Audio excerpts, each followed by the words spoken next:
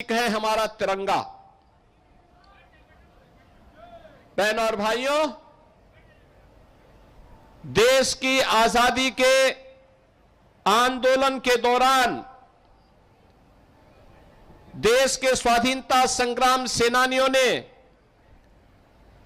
अलग अलग समय में अलग अलग प्रकार का ध्वज लेकर के देश की आजादी को एक नई गति दी थी। 1905 में भारत की आजादी का मंत्र बना था स्वदेशी, और उसके उपरांत 1930 के दशक में तिरंगा के बीच में चरखा यह भारत का एक स्वाधीनता संग्राम सेनानियों का यह ध्वज बना था। स्वतंत्र भारत ने तिरंगा के साथ धर्म चक्र प्रवर्तन आया। उस समय के भारत के सभी राज्यों का प्रतिनिधित्व करने वाले चक्र को लेकर के इस राष्ट्र ध्वज को स्वीकार किया। यह हमारा सौभाग्य है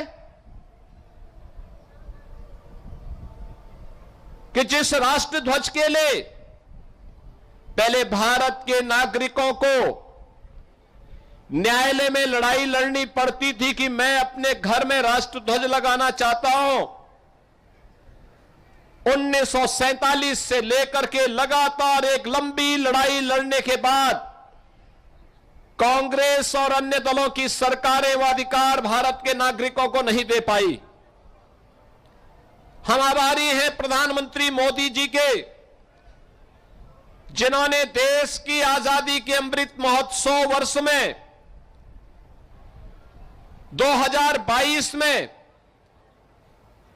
नेशनल फ्लैग कोड में संशोधन करते हुए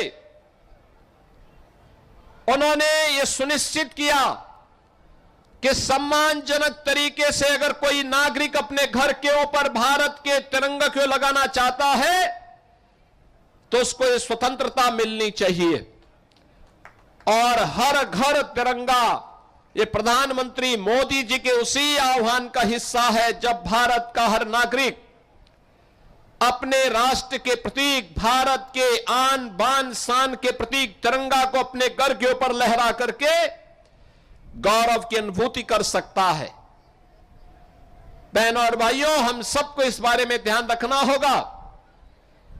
2022, 2023, 2024, 2025 के बाद अब 2026 में भी ये तिरंगा यात्रा के साथ हर घर तिरंगा का यह अभियान आज चरम की ओर आगे बढ़ रहा है।